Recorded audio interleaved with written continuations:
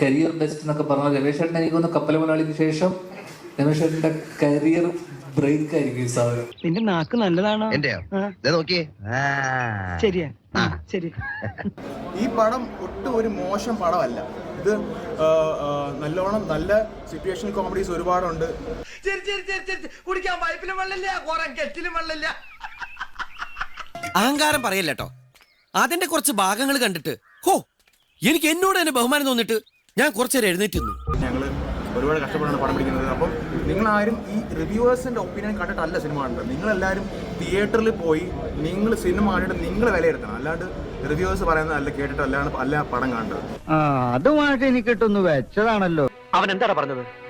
എടാ അവൻ എന്താ പറഞ്ഞെന്ന്? Director Vinay Jose, writer Dhyan Sreenivasan. മറ്റുള്ളവരെ കുറിച്ച് ഒന്നും പറയാനില്ല. ഇതൊരു സിനിമയായിട്ട് പോലും കൂട്ടാൻ പറ്റൂല. ഇതൊരു ഷോർട്ട് ഫിലിം ആയിട്ട് കൂട്ടിയാൽ പോലും one of the worst short films. 1.25 ദൈർഘ്യമുള്ള ഒരു സിനിമ, 1.25 മണിക്കൂർ, ഒരു വലിയ സിനിമയുടെ പകുതി, ഒരു ഇന്റർവെൽ വരെയുള്ള ദൈർഘ്യം. എന്നിട്ട് പോലും 3 അസഹനീയ സിനിമ കണ്ടതിലും ഭീകരമായിരുന്നു ഈ ഒരു 1.25 ടോർച്ചർ സഹിച്ച് തിയേറ്ററിലിരുന്നത്.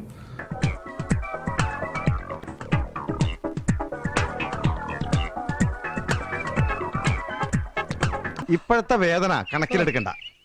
ആദ്യം അല്പ അസൗകര്യം കാണും, പിന്നെ അത് ശീലമായിക്കോളും. ഞാൻ തന്നെ ഇപ്പൊ 10-12 വർഷമല്ല. എന്തൊക്കെ ഇതൊരു ഫോറസ്റ്റ് അപരാധം. അതിൽ കുറച്ചൊന്നും പറയാൻ കഴിയില്ല.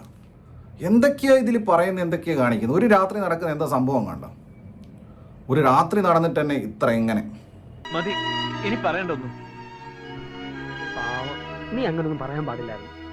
ഇങ്ങനെ അതിനിടയ്ക്ക് ഇവർ അങ്ങോട്ടും ഇങ്ങോട്ടും അപരാധം പറയാം, അങ്ങോട്ടും ഇങ്ങോട്ടും അപരാധം പറയാം. അത് പിന്നെ ഇങ്ങനെ കേട്ടോണ്ടിരിക്കുക നമ്മൾ. വേറെ സിനിമയ്ക്ക് യാതൊരു മൂവ്മെന്റോ എൻഗേജ്മെന്റോ ഒരു വാല്യൂ ഇല്ലാത്തൊരു സിനിമ. എന്തെങ്കിലും ഒരു വാല്യൂ സിനിമയ്ക്ക് വേണ്ടേ? ഒന്നുമില്ലാത്തൊരു സിനിമ. അംബുജാക്ഷന്റെ കഥ പോരാ, 1-2 ബലാത്സംഗങ്ങളെങ്കിലും വേണ്ടേ? പിന്നെ സ്റ്റണ്ട്, പാട്ട്. പോലീസ് സ്റ്റേഷൻ എന്ന് പറഞ്ഞു കഴിഞ്ഞാൽ നമ്മൾ പഴയ ഒരു 90s ടെറസിട്ട വീട് കണ്ടില്ലേ? ഒരു പെട്ടി പോലത്തെ ഗ്രിൽസിട്ട് അങ്ങനത്തെ ഒരു വീട്. ആ വീടിന്റെ പുറത്ത് പോലീസ് സ്റ്റേഷൻ എഴുതി വെച്ച്, ഇതാണ് പോലീസ് സ്റ്റേഷൻ.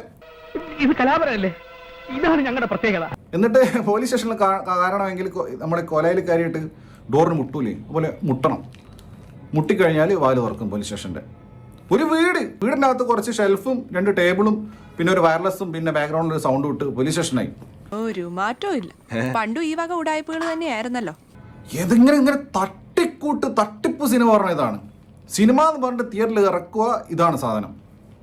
അതുപോലത്തെ ലോ ബജറ്റ് ഒന്നും പറയാൻ പറ്റൂല. എവിടെന്നോ എങ്ങനെ ഷൂട്ട് ചെയ്ത് ഉണ്ടാക്കിയെടുത്തൊരു സാധനം.